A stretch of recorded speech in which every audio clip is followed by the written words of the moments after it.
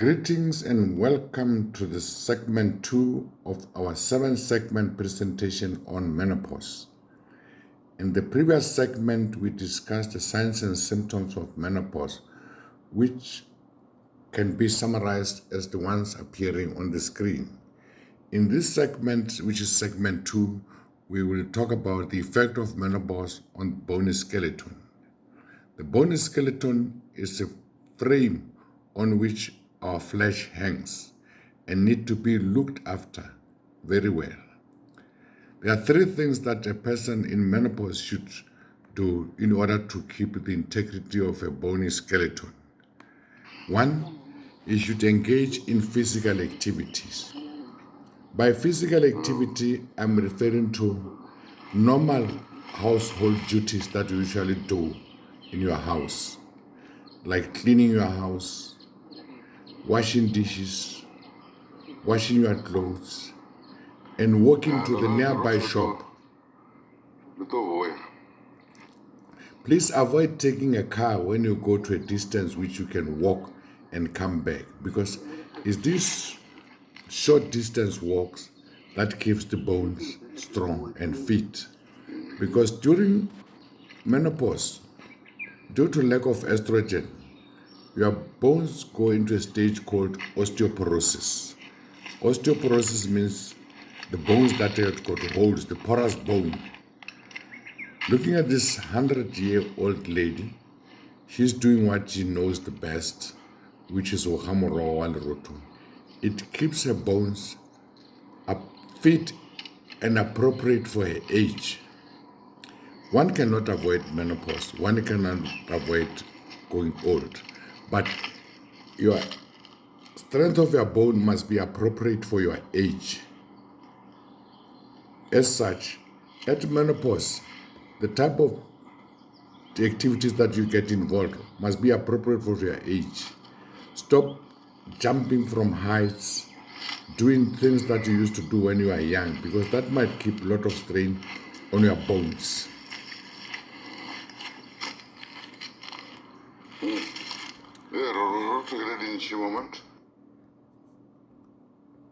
Looking here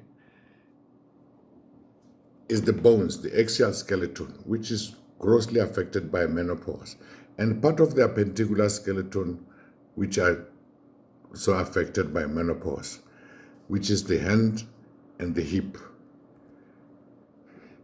The fractures that happens during menopause because of the weak bones of osteoporosis, they usually happen on the spine, on the wrist, and on the hip joint.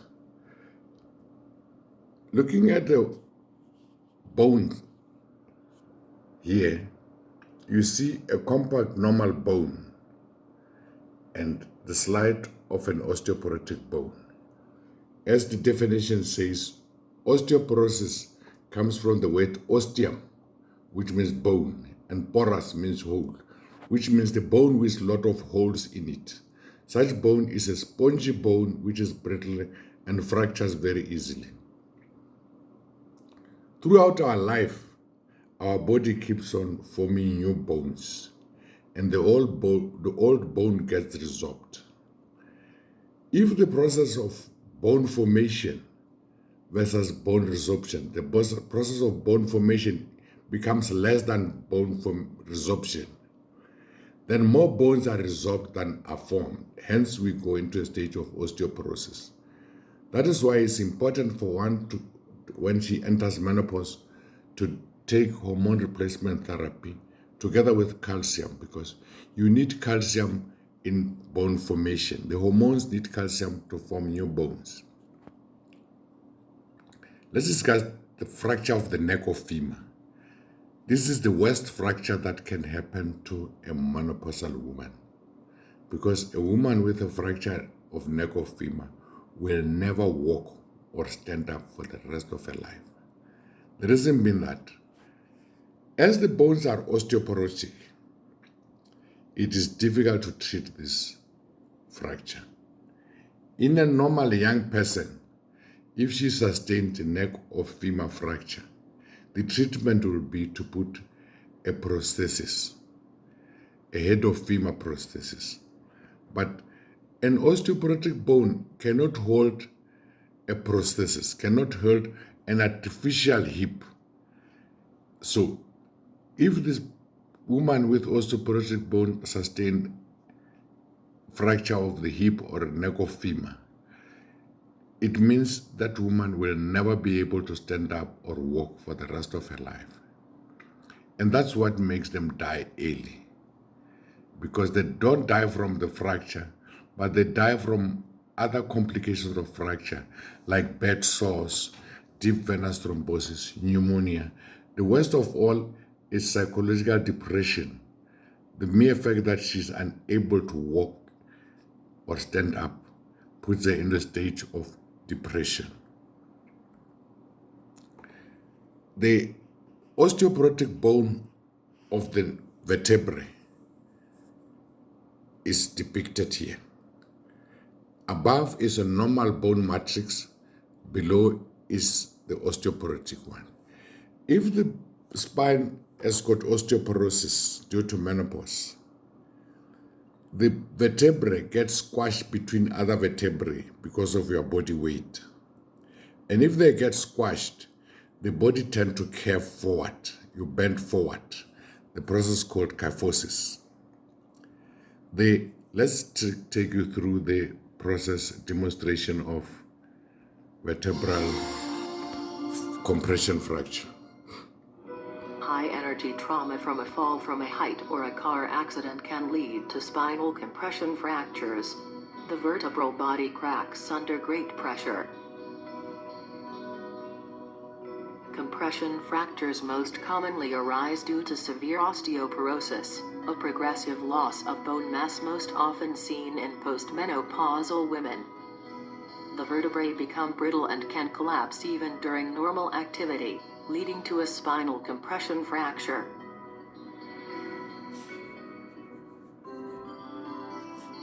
Another cause of vertebral fractures is a metastatic disease.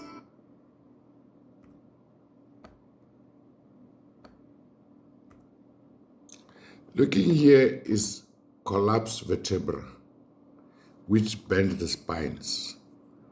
The process of which I said is kyphosis.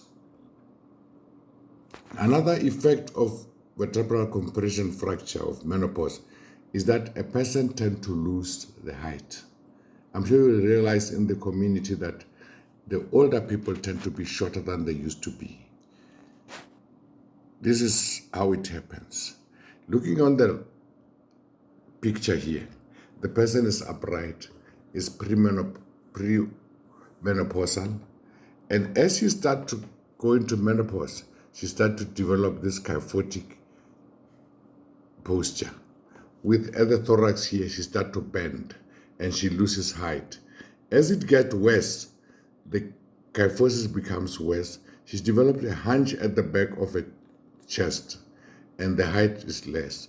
Because of this bending forward, the center of gravity changes and normally she should fall to the front. Then she needs a stick to balance herself. This is because of compression of different vertebrae, more than one vertebrae. Let's look at the skeleton here.